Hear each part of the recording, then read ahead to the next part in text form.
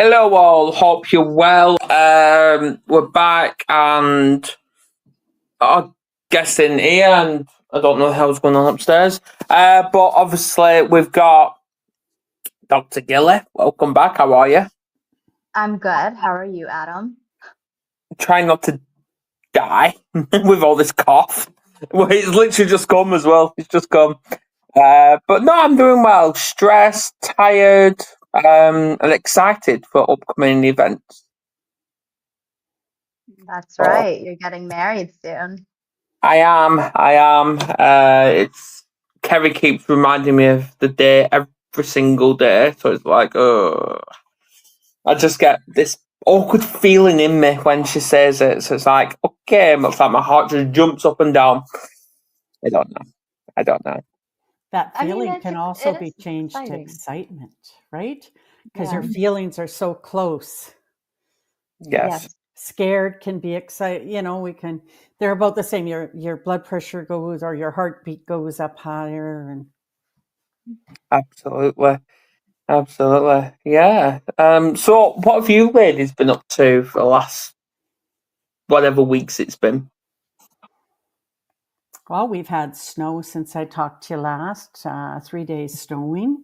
And now it's just about gone again. And looks like it's a bit windy today, but white fluffy clouds, and it's warming up. So I think we're hitting spring here in Canada. Awesome. Yay. And here she is. Ish. Can you hear us? Muted. You're muted. You are muted, Ash. It's always beautiful. My sound is all Ashley. wonky. Hang on. Your sound's all wonky. Oh, that's probably Wisconsin for you. There we go. There. Hi. Sorry I'm late. Hi. How are you? I'm good. How are you? I've just been discussing that, answering it. Excited, nervous, mix of everything. Why? Because the date is getting closer? It is. It'll be fine. It is. Yeah, and obviously the fact that we're basically almost moving out the country. Where are you going? Scotland. Oh. To them, it's out of the country. To us, it's like UK is. But when you're there, it's definitely, they even have their own currency. So be careful. When you come to London, some places just don't like the Scottish pound, even though it's equal. It's printed in Scotland. Yes. Yeah, so Ash, you don't need to come to England anymore. Well, I mean, Scotland is a possibility. Not anytime soon, but it's a possibility. Right, well, I've just been saying our guest isn't here. Sophia isn't here, which is a shame. So I have emailed her, and I've not got. Oh yeah, she just responded now. So she's going to be here in 30 minutes. Okay, so we'll just talk random for 30 minutes. That's fine. How's that? Yeah. So there you go. Right. So we was just Janet has basically spoke about why we get ghosted. Oh. Why? Yeah. You seem intrigued, you three. I think Gilly started it, and we just went to there. You said something first about ghosting, and we were talking about options, things we could talk about, and then Janet mentioned this questionnaire that she was filling out about the way that people view you, as you get older, sort of like an ageism, questionnaire. We were saying, well, that's an interesting topic, and then as a joke, I said, because our guest today is not here yet. I said, maybe we could talk about being stood up. And then I said, maybe we can throw it out to our viewers and see what they want us to talk about for 10 minutes or whatever. Absolutely. So, yeah, So my question is, why do we get ghosted?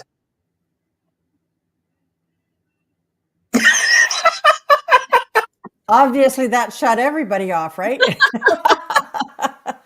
Brilliant.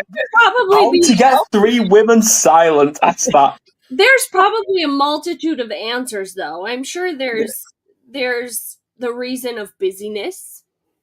Of I'm gonna get to that, and then I read it, but crap, I never responded to it, and then you get the message or the response like weeks later of I promise I'm not ghosting you. I got busy. There could be just the whole fact of not interested. Thinks that you're out to get something, so they're just not going to respond. But I guess it really depends too on the situation. Well, and the message that's sent. Like if it's that salesy, like buy my program, do coaching with me, like all of those messages that we get bombarded with day in and day out. I mean, there are a lot of times that people will message me and I'll be like, thanks, not interested. At least to give some sort of response to them. But then there's some where if they just keep sending They don't me stop.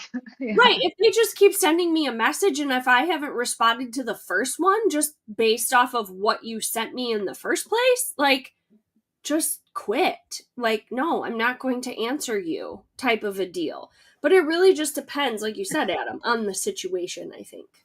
So basically, you were talking about Bitcoin and those people that are trying to offer you crypto. No, not. I mean, there's those, but not all of them are that way. They hound you. They hound you. They don't take no for an answer. They don't. I know sometimes I'll type up a reply, especially in texting and in Messenger, and then somebody will say something to me and it goes, and I forgot to hit send.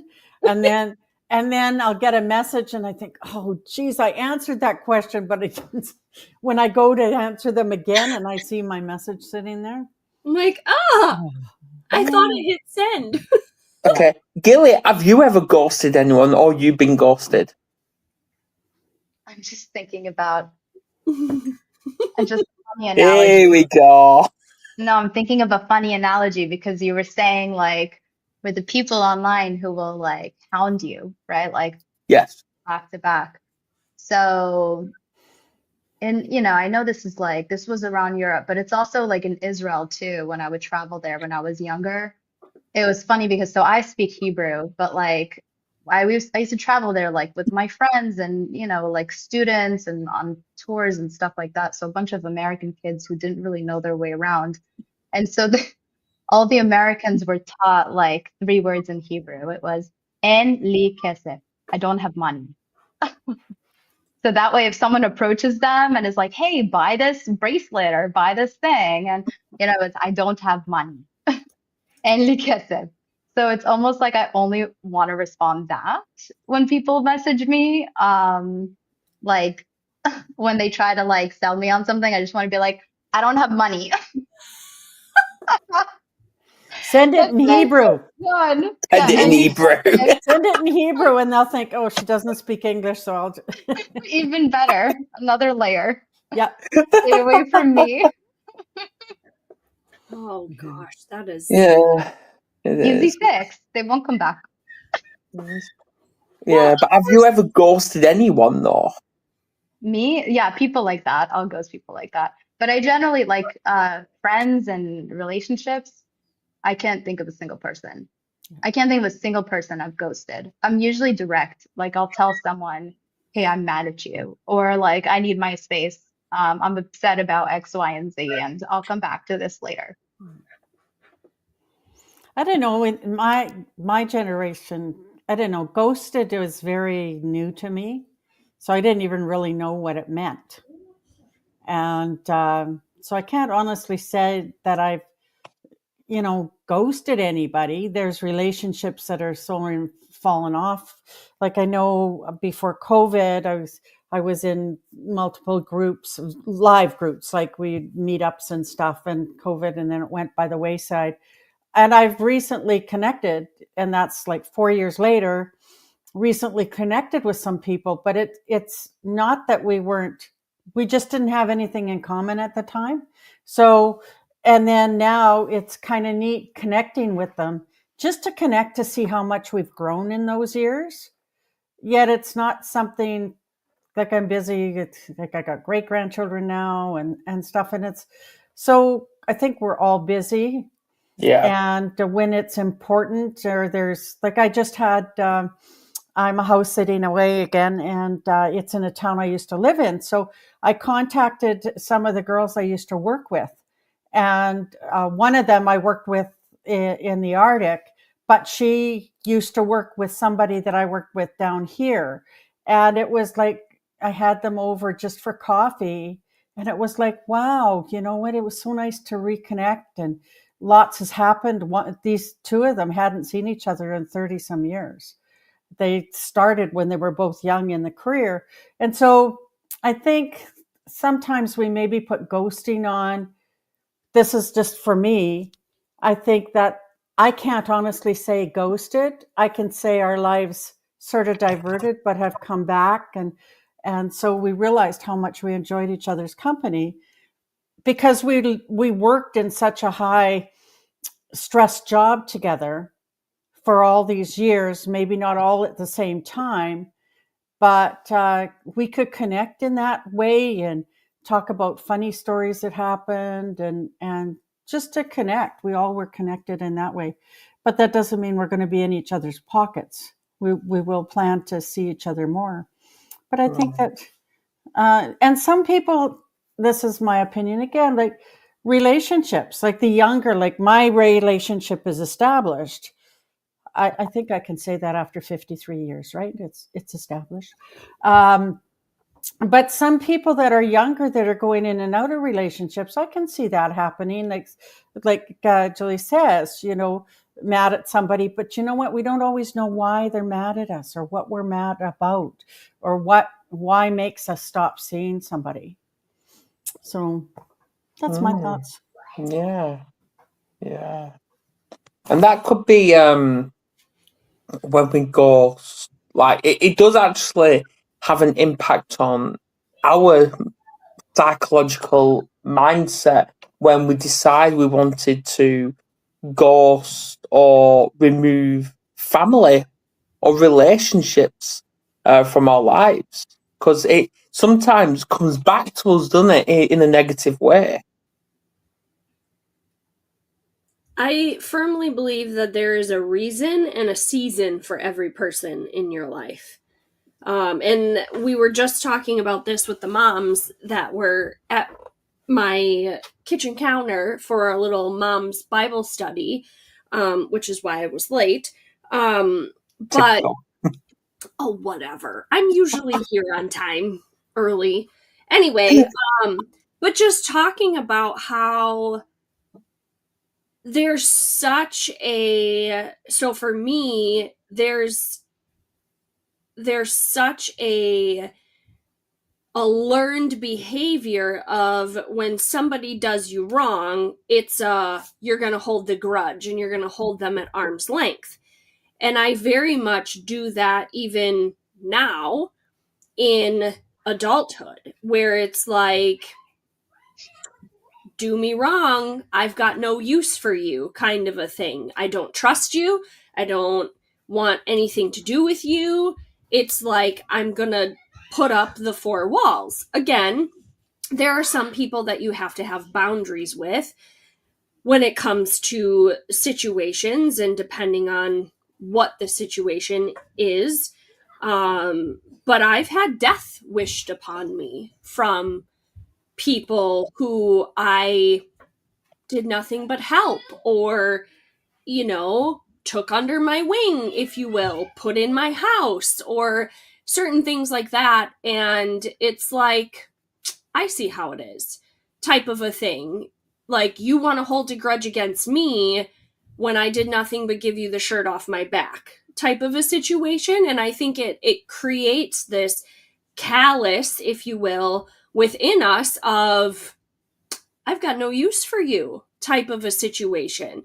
So it really, again, it goes back to the situation and the healing that has to take place of, you're in that part of your life, I'm in this part of my life. There is a reason and a season that you were there and now you're gone type of a thing. But just also knowing like, okay, I'll forgive, but I won't forget. I won't reconcile with you. I will very much put up a boundary, not just to protect myself, but to protect my family as a unit from certain people.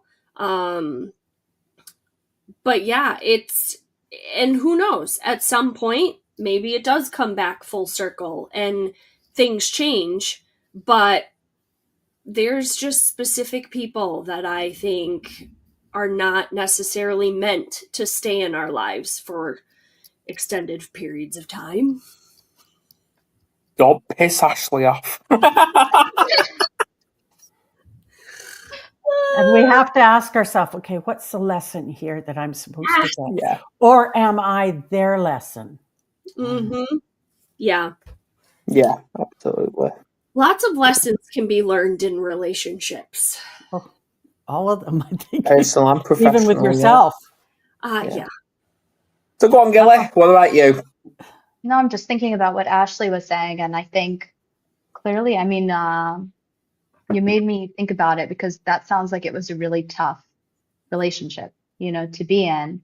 So yeah, and it makes sense. You want to create, healthy boundaries and say, be able to come to the decision and, basically say like, this relationship is not right for me and decide to end the relationship. And then the question is, should you ghost the person, right? Because that's what we're talking about. Like, you just cut them out of your life and not say anything and just drop them, or do you say something to them?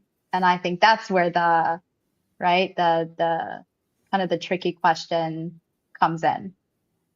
Well, I have kicked people out of my life.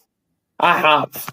And they've now returned in my life, i.e. my mother. But I won't bring my mother's... I can't even say it. My dad, I can't even call him my dad. I really can't. But I can't bring him back in my life. I really can't.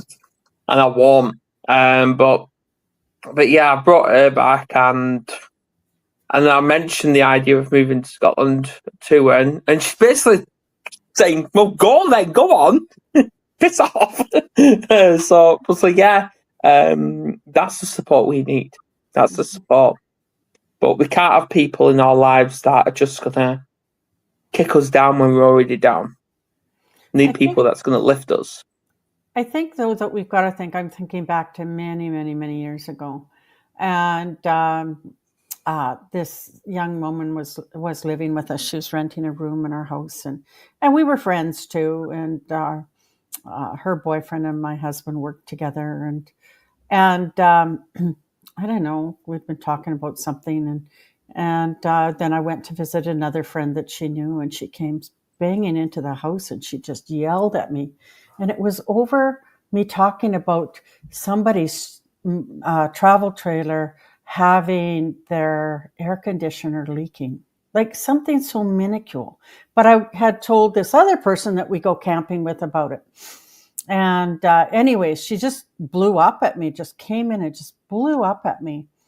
And it was, I don't know, a few weeks later, and I finally called her up and I says, well, let's go for lunch. And we just talked about it. And it's like, it was so minuscule. And I think so many relationships sometimes fall apart with a misunderstanding that's so taken out of context. And we just don't revisit it, which it doesn't only harm the relationship, but someplace inside of ourselves, it does as well. And when we can sit down, like we've been friends, that was 1976. So you know how long ago that was. And so it took a long time. Like, we became friends, but we moved like far away, and then they moved and stuff, and then we reconnected. I don't know, 20 years ago, and she's since lost her husband, but we stay in touch now, and it's a good relationship. But we don't live near each other, but we stay connected. And she's gone through a lot. Her husband's passed, but it's we would have lost that if we hadn't had that lunch. Absolutely, yeah. It's all about that being grateful for what we have, not what we could have. Mm-hmm. And I see Richard Kaufman's in the comments as well. What are you doing in the comments, not on stage? Come on, man. No, I know. But yeah, it can be tricky, and just be grateful. Yeah. Be grateful. I think it is. It's confusing. I'm kind of in that situation right now where I'm not gonna say who the person is, but it's like basically, the person has kind of, cut me and a few other people out of their lives. And you sort of are in this awkward space because it's like, I know I'm being ghosted and cut out, but I'm not really sure why I'm being ghosted. And I know that if I ask, it's going to lead to a confrontation, and I don't want a confrontation. So I just won't ask, and I'll just wait. And then it looks like I'm ghosting them, but I'm not. It just is an awkward situation to be in because they don't want to talk to me and I don't want to start a fight. Absolutely. Yeah. If you want a relationship, like if it's something that you don't understand, I'll give you an example. Again, many years ago, my husband and I had not so much a disagreement. I just really bothered me what had happened, and I couldn't sleep. So I wrote him a letter. I got up and I wrote a letter, and I put it in an envelope, and I put it on his desk. And I wouldn't recommend email. It has to be a written. And so the next morning I said, "So did you read the letter?" And he says, "No." I says, "Why?" He says, "Well, did you feel better after you wrote it?" I said, "Yeah." He says, "Why do I have to read it?" But it's actually started a journey for me on whenever I'm upset about something, I write it, and some of them I've had to burn because it's not meant for the person to read. It's just letting go of it myself and just letting God, universe, or however you believe, take care of it on its own. So that's how I deal with some of that stuff. And that's part of when I do my journaling courses, the same thing. I teach that for. So go on, Ashley. How do you deal with when people piss you off? We already heard that from Ashley. Yeah, she did. I want more from this. I want more. Go deeper. Really? It depends on who it is, though. Because and again, I was just talking about this with the ladies that were here. I have select women that I go to when somebody has pissed me off and I don't necessarily want to have the confrontation, because very odd in and of itself, I do not like confrontation. I utterly hate it. It's anxiety, it's sweaty armpits, it's the whole 9 yards. Like, I do not do well with confrontation. I've gotten better, but I will go to people that I trust and I will vomit out of my mouth everything I'm thinking, feeling, all the things.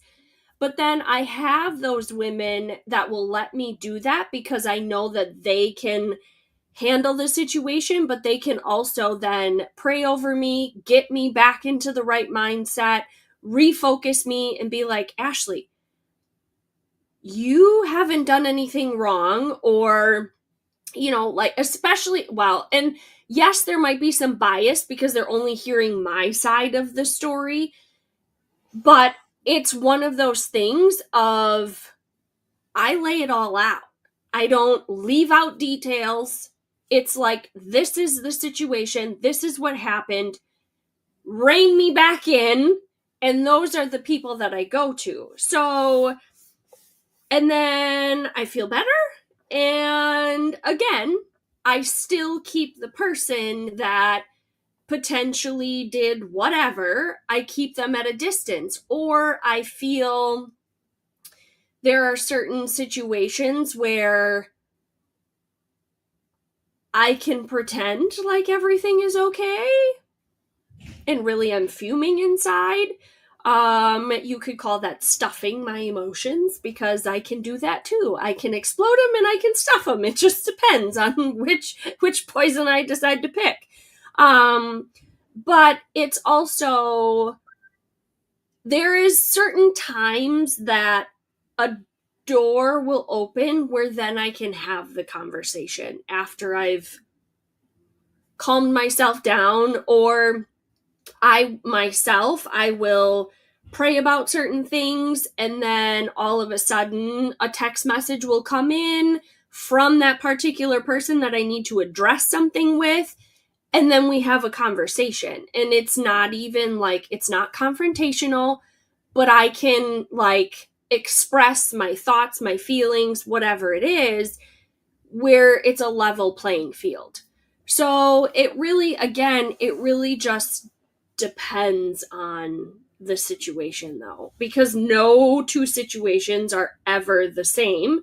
And it's obviously not always the same person either. But there are a few that are in my head at the moment that I would very much like to have confrontation with, and I just know at some point it will happen, or it's just not worth it. So Yeah.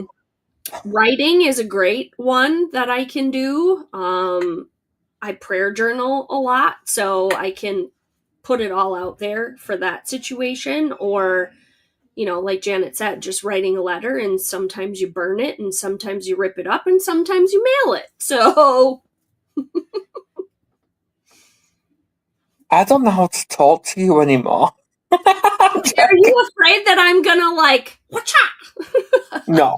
No, I was actually just thinking what else to ask to dive more into this when it comes to confrontational, like being pissed off from the levels from, for example, someone at work compared to being pissed off with your kids. I just thought of something that I was honestly ghosted. Okay. And Spill the tea, Janet. I call, this is a person that I had worked with. We were friends. We used to stay with them. They too live quite a ways away, but we'd travel by and usually spend a night or two with them whenever we did. And so I called and I talked to her husband, and he says, "Yeah, I'll get her gift. Call me back." And never called me back. And I called again. Just left a message, email, or a voicemail. Didn't call me back. Didn't call him. Sent her a message, like sent her a Christmas card with a note in it. And then one time I called and she did pick up. And I'm out having lunch. Bye. And still have not heard from her. And but I talked to some mutual friends, and I says, "Why is she pissed at me? Like I don't even know why." And they mentioned her father had passed away. And I says, "Well, how the heck would I know her father passed away if somebody didn't tell me?" And anyways, it was kind of sad, but unfortunately it's her loss, because I have tried, and it's just sad. It's really sad, I think. But the other girls still talk to me, and they live in Vancouver. So It is like, when someone, I feel like when someone dies, it's sort of like a reality check for you. When you have falling out, in relationships. I recently had a friend who passed away. And, it was like, of course, when something like that happens, you think someone young dies, you're like, this could happen to anyone. Everyone in their family, has at least one family member where it's distance or there's conflict or something, and block them out. And then you have this fleeting thought, like, do I try to reconnect with this person, or You know, you live one life. Life is short. Unfortunately, I think that people are very simple-minded, you know, while they're, you know, on Earth. And I think that we can make silly decisions in terms of hurting other people, and we can get stuck and hold grudges. And I think that maybe a piece of it is just accepting that. No, it's like you can't repair every relationship, and while we are, you know, human beings, there's just you know, a nature to us in which it's really hard and sometimes impossible to overcome the nonsense. Yeah. Well, and two, it's that selfish nature in all of us. It's that prideful nature in all of us, where we don't want to admit we're wrong. They don't want to admit they're wrong. So we'll just not admit we're wrong, and we just won't talk anymore. Again, the grudge holding and, you know, whatever, or the finger pointing and all of that stuff. And I think even too, if somebody, you know, passes away and you're like, oh yeah, things are going to be different. We're going to do, you know, we're going to get together now, and we're going to do this and we're going to do that because life is short. And then it lasts one time, or, you know, and again, life just takes you in different paths and different seasons and whatever. But it's also, I think sometimes too, it can be a lack of wanting to understand other people. There's a particular situation that my husband and I are going through right now at the moment, and with somebody, and it's always a jab that my husband isn't a good enough friend. Like, what does a friend look like? What is that supposed to mean? So then my husband will take that personally of, well, I must not be a good friend, or I must be very hard to be friends with, even though he would give the shirt off of his back to anybody that needed it. Or, I mean, he has the biggest heart of any of the people that I know. And it's very sad to see that scenario because of one person's opinion of thinking that he's not a good enough friend. When they don't want to understand, my husband's priorities are very different than the next person's priorities, or just our priorities as a family in general. So there has to be a level of understanding, I think, between people and in relationships too. Like, it isn't just a reason and a season, but there's gotta definitely be that give and take. And yeah, I don't know. Absolutely. Yeah. Right. That conversation over. We've got Sophia Dias here. Welcome. Hello, everybody. I'm Sophia Dias, joining you from Los Angeles. And I'm sorry, but there was a accident on the road. So I ended up taking twice as long to get to my hotel. I apologize. It's okay. It's okay. Kerry in the comment, Wyatt was sick. Is he okay? Right. I'll give a little bit of a background because obviously I did email you all Sophia's bio to read. I don't know if you've all read it, but I'll just read this first paragraph so you have a bit of understanding. Sophia Dias is an accomplished and multifaceted, I can't even say that word, personality recognized for her prowess as a recording artist, fashion designer, chef, author, and philanthropist. Her cultural heritage stemming from a Portuguese-Indian background in Goa fostered a diverse appreciation for music genres, prominently gravitating towards reggae and world music inspired by luminaries such as Bob Marley, Fela Kuti, and Miles Davis. Welcome. Thank you very much for having me, Adam. Hello, You're everybody. welcome. Yeah. You're welcome. Right, so for people that don't know you, give a little bit of a background of who you are, what you do, and how you've come to doing what you do today. Well, I am a clothier. I'm a fashion designer. I also design futuristic eyewear. I fell in love with cuisine, international cuisine. I was very fortunate, very blessed to have been able to travel the world at a very young age. And I got into culinary as a hobby, primarily because I was ashamed of inviting any of my friends to my home because my mother couldn't cook. Either the egg would explode on the ceiling or it was undercooked. So I started saving money and I traveled.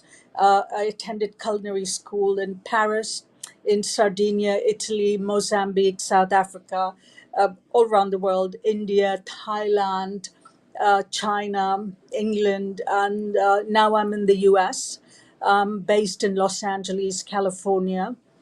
And I wrote a few books about culinary and the importance of, my love affair with food and the people that I have met on my journeys across the world.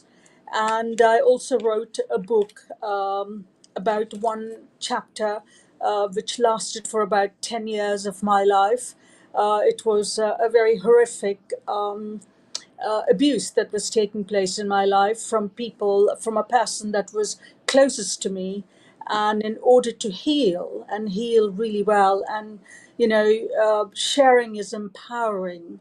It's not revenge or anything of that sort. I thought sharing what had happened to me, systematically in a book might help others who might be going through similar situations. And here I am talking to Adam. Absolutely. Yeah, I was actually going to just pick up on that because obviously it does say in your bio as well, you're a domestic violence survivor.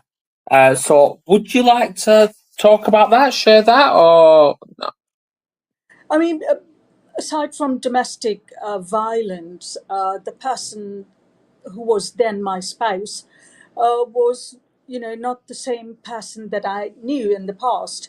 Um, there was a concoction of drugs that were in this person's system. So that changes the whole dynamics of a human being. I mean, I don't know much about drugs, but I do know, crack cocaine, it can alter a human being's, state of mind.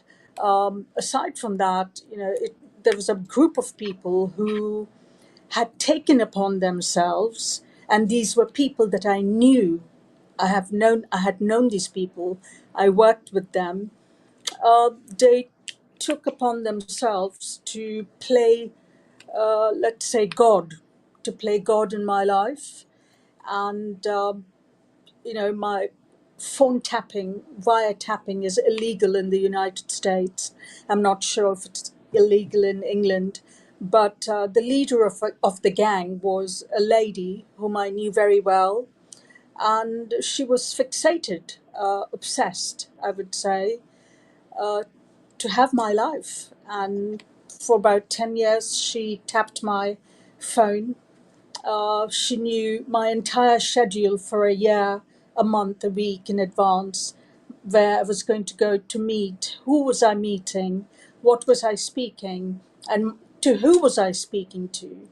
And I tried to fight back. I tried to talk to people in the company and, get my life back. But my life was not my life.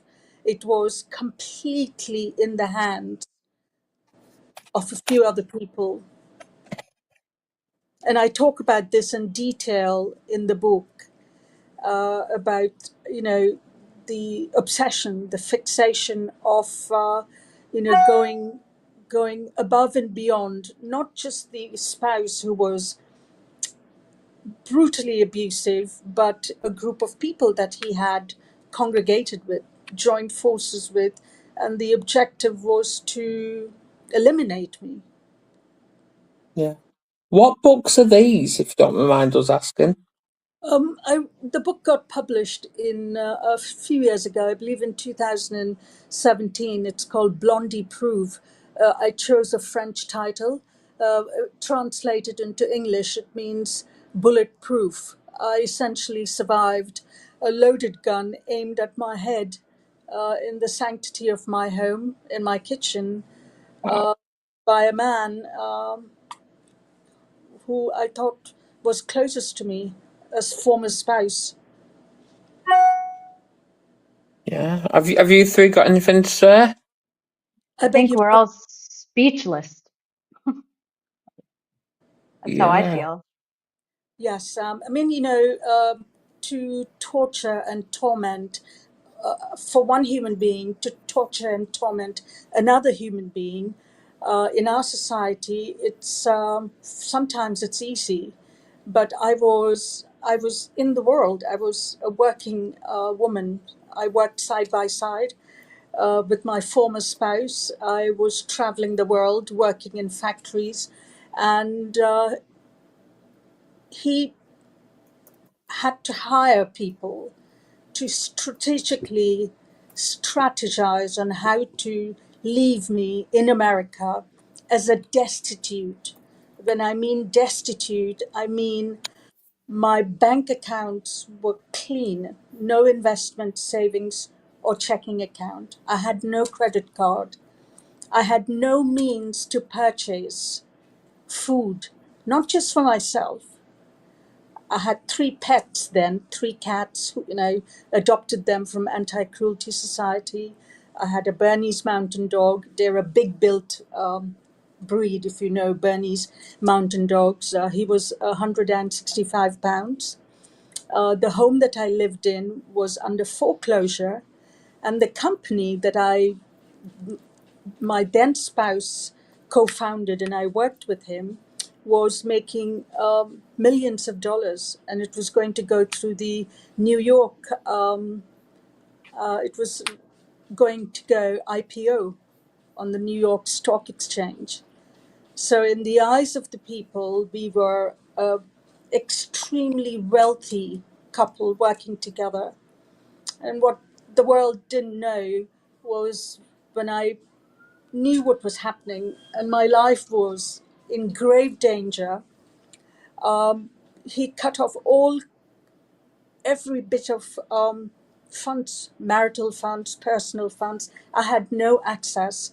And it was just so sad that attorneys were writing to the CEO of the company to say, are you aware that Sophia Dias was at the supermarket this morning and her credit card has been cancelled by your colleague? Are you able to help her? Nobody helped. I was before a judge petitioning for a divorce, and I, it was a suggestion from my attorneys that the judge might have been compromised because she essentially, upon hearing my petition, the judge basically gave the job to her best friend, her close friend. This was known in the lawyers' close circle. To sell my home. And the judge essentially told me in simple language, Miss Diaz, I want you to pack up your belongings, take your animals, and leave. Leave. And my attorney asked her, Judge, my client has zero access. She has no funds. Where is she going to go? And the judge's response was, and this is all in the book, and the judge's response was, she can go to a one-bedroom hotel room with her animals. There were no hotels open. It was the height of COVID. People were dying. People were committing suicide. There were no restaurants open. Nobody was hiring anybody. I was just told to pack up and go. This happened in Chicago, Illinois. It's shocking. It's very confusing. It was shocking to me too, extremely shocking. Had it not been for a handful of friends who, would purchase groceries for me, who paid attorney's fees, and basically gave me that little bit of dignity to stand on my feet and get going, I was left to die, essentially. Is anybody serving prison time, like for the wiretapping or any of that situation? No, attorneys subpoenaed this lady. The person who was wiretapping my phones, essentially, she hired some of the top guys in Dallas, Texas, to infiltrate to my computer. She had access. When I mean she, everybody in this group, they were reading all of my emails, listening on to my conversations. When we did subpoena her, the attorneys said, "Oh, she's in Dallas, Texas," and they would not be bringing her to Chicago, Illinois. So sadly, no, none of these people are in prison. How they got away with it, God alone knows. And how I survived that ordeal is really a miracle. And the book talks a lot more of what really happened and the strategy. It was a strategic effort from a group of people led by a woman that I know very well and who was very close friends with my then spouse. She was actually at one point married to my spouse, and they all worked together. So it was a bit of an incestuous situation, and I was the target. Yeah, Janet, with you being like background in the police force, are these cases quite common or rare? Do you know what? I know my daughter's phone was cloned, and my granddaughter's phone was hacked at one time, and they couldn't find out who had done it. You obviously knew, Sophia, who had done it. Oh, yes. And so that's really hard to track and get help. And it would be really expensive if you wanted to go forward on it. And I think, Sophia, you probably were drained of funds just going through some of that, what you went through. I just went to see about getting your book. I guess it's only available in French in Amazon.com. Oh, no, it's written in the English language. Oh, just the title is in French? Just the title. Oh, okay. Yeah, it's on, but it's not, it's available through Amazon.com. I'm surprised, $120. I've been trying to bring the price down to $20, and I don't know how to get that done. So I've just hired Adam Polowski, attorney in New York, who knows how to deal with Amazon and books and pricing and all of that. I know that that third-party hacker got a hold of my book and put it up quite high. Oh, really? And my publisher had to go in and do some stuff and get it brought down to the original price. That's scary when that happens too, because $120 for a paperback that probably could really serve some people is out of that realm of finance, especially when they're in the position, Sophia, that you were in, right? And but I'll keep an eye out for it. Thank you for sharing. Like, my heart goes out to you. Yeah, it can be quite hard sometimes, and normally Ashley gets me speechless, but today you have, Sophia. Right. It was, I would say, it was a brutally demonic, evil. If you guys have heard of what Puff Daddy or Sean Combs did to some of his victims, this group of people, led by the former spouse and his ex-wife, this group of people were beyond evil. What they had plans to do to me was beyond evil. And just around that time, I would get about 20 phone calls a day from people who wanted to solicit, and I've written about this in the book in detail, 22 tapes. And I would walk into my room and park my car in the garage, and I'd get a phone call that says, "Oh, hi, Miss Diaz. I just noticed that you're now in your kitchen. You've just parked your car, and I'm at the Starbucks near your home. Would you like to meet me? I've got 22 tapes that I'd like for you to see, at least one of it. And it all has your spouse in it with a so-called second wife, which he took in Hong Kong whilst we were married. And, nobody prepares you to receive that phone call. Oh, we know that you're in your kitchen. I'm at Starbucks on this street on Hoyne and Cortland, and I want you to see these tapes of your then husband. I don't know how I got through it. I mean, it's a miracle, but I contacted my attorney then, the police, and the person who was soliciting these tapes to me wanted money, which I did not have. And so I had to change my phone. And even when I did change my phone 2 days later, 48 hours later, it was that whole harassment. I'm at this street. Can you meet me? I want you to see these tapes. And when I did finally meet by chance, I was at a coffee shop near my home in Bucktown, Chicago. And this person tapped me on the phone, and it was a lady, and she said, you don't have to pay me any money. I just want you to know that we are in possession of these 22 tapes. And it entailed hotels, city, state, which country, and the room number.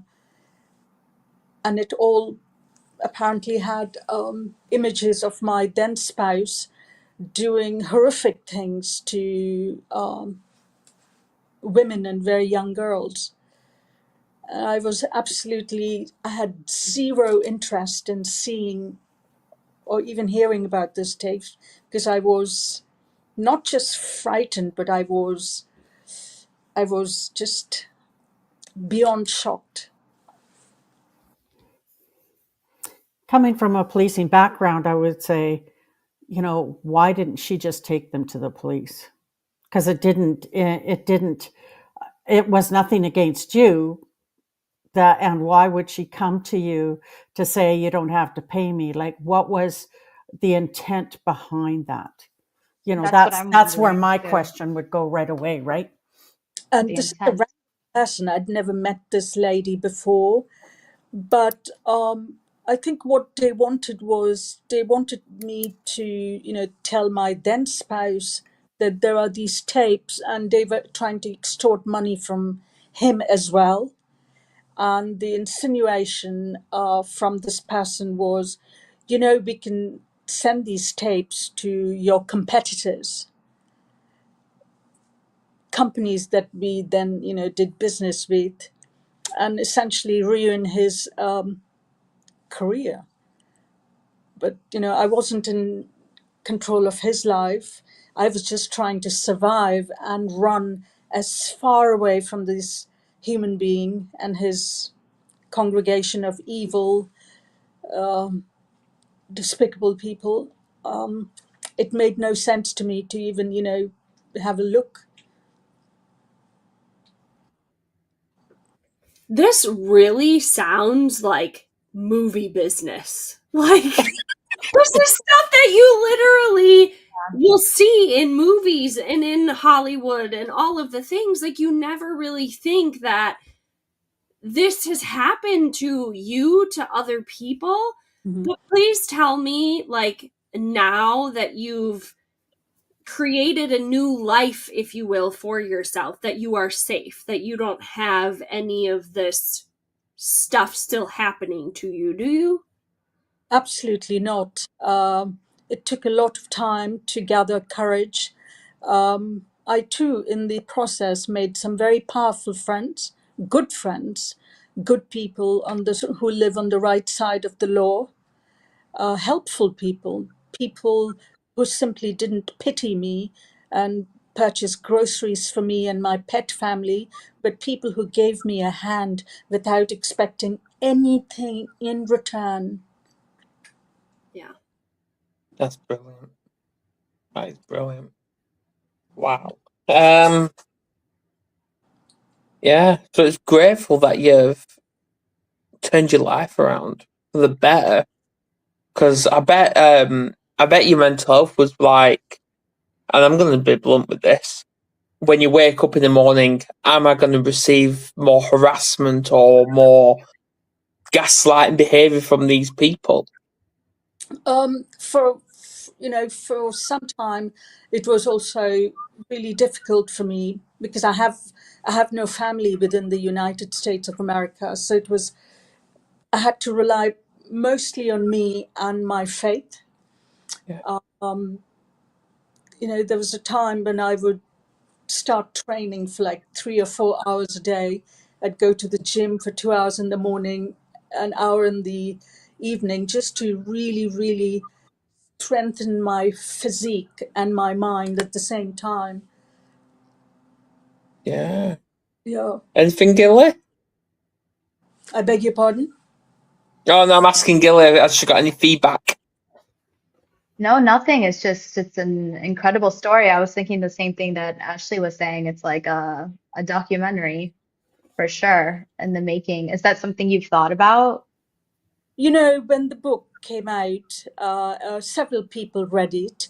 Over the years, I have personal friends living in Hollywood, friends in India, friends in the Italian business world.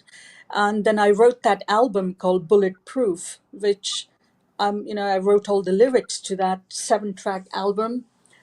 And somebody took the book and wrote it into a movie script, based on the actual facts of what had transpired, because all of these were in sworn affidavit forms in the court.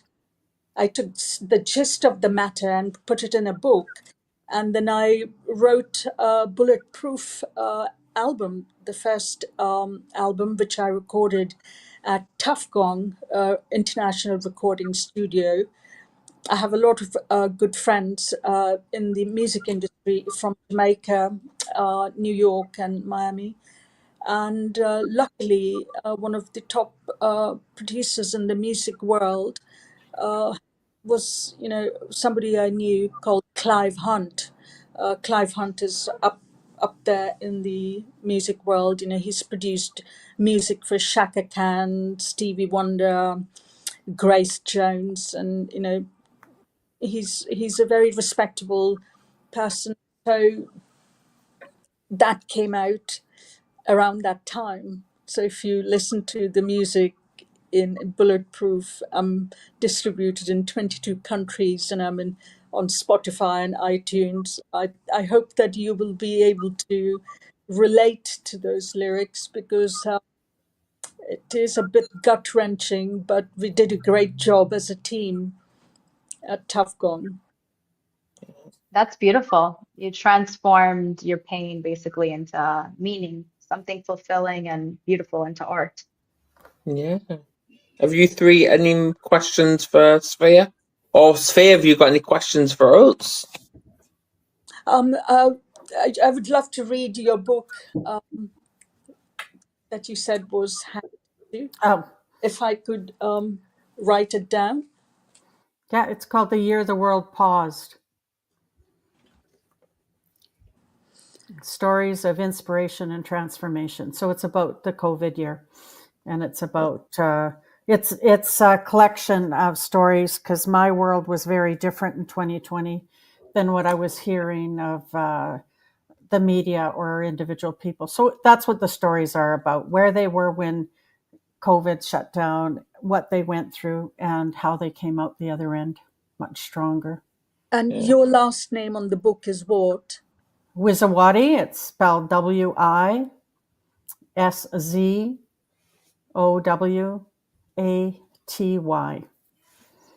Yeah. And if you go Google me, I've got other books where I've written a chapter in those books too.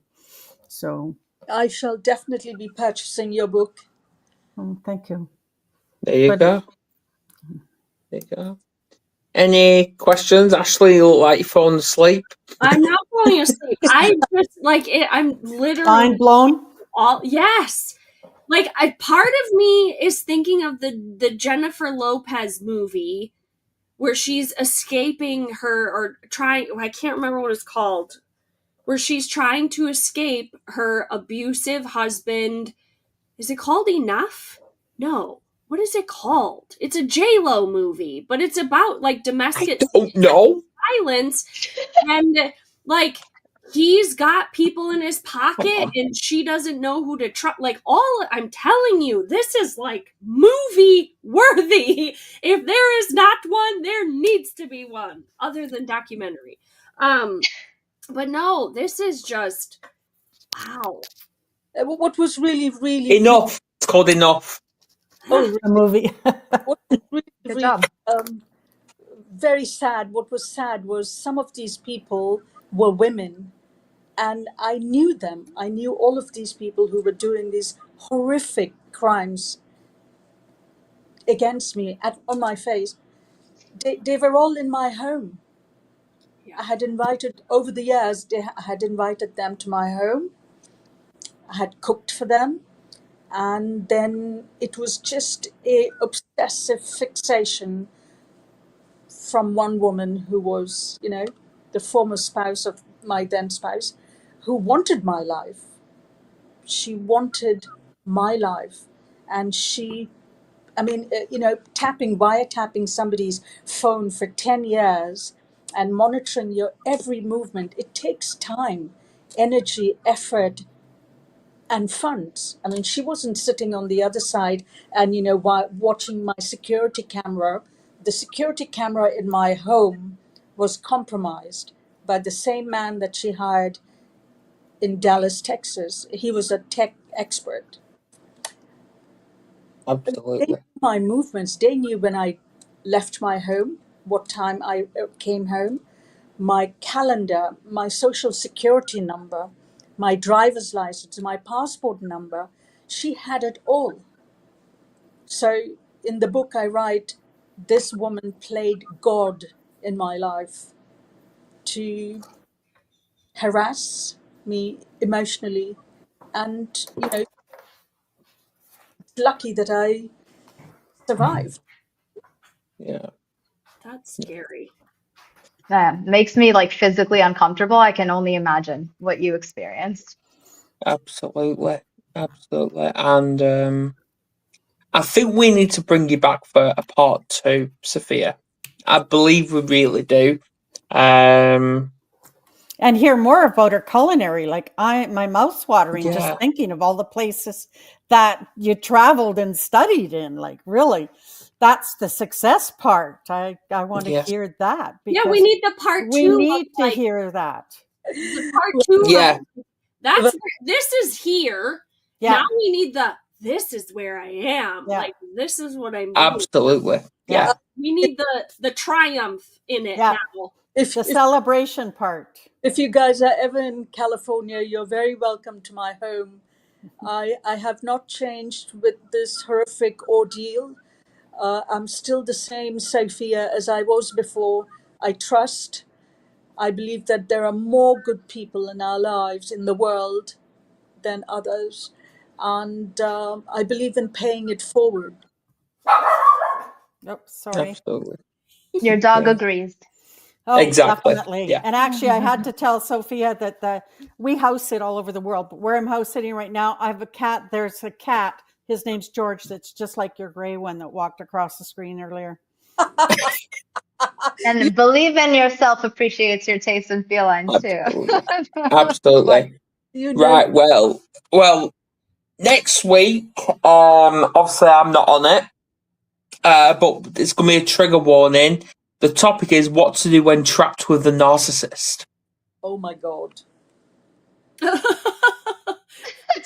like, That's the topic next week. Sophia. What to do when trapped with it. Ashley, I ain't got a clue if you're on that or not. I don't know. I don't think you are, no. No, because it's our Good Friday service at church, since we're Easter week next week. So yes. Well, obviously I know there's gonna be people there, but yeah, I'm not on next week, Kerry. Yeah, I know I'm not. But I'll be back in 2 weeks. I know Ashley will be back in 2 weeks, and yeah, we'll go from there. Sophia, I will email you probably tomorrow to get you back for part 2, because I think these 3 ladies are interested in coming back for part 2 as well. Definitely. Very interested. Absolutely. So I'll end this now and let's get this shared. I know once this is ended, it's going to be downloaded. So we'll upload like YouTube shorts, so they're called, or Instagram reels, and your messages will be heard, Sophia. They will be shared. yeah, They will. Very much. It was such a pleasure talking to everybody. Well, thanks Absolutely. for coming on. Absolutely. Right, well, I'll end this now and let's get sharing. So, I'll see you later.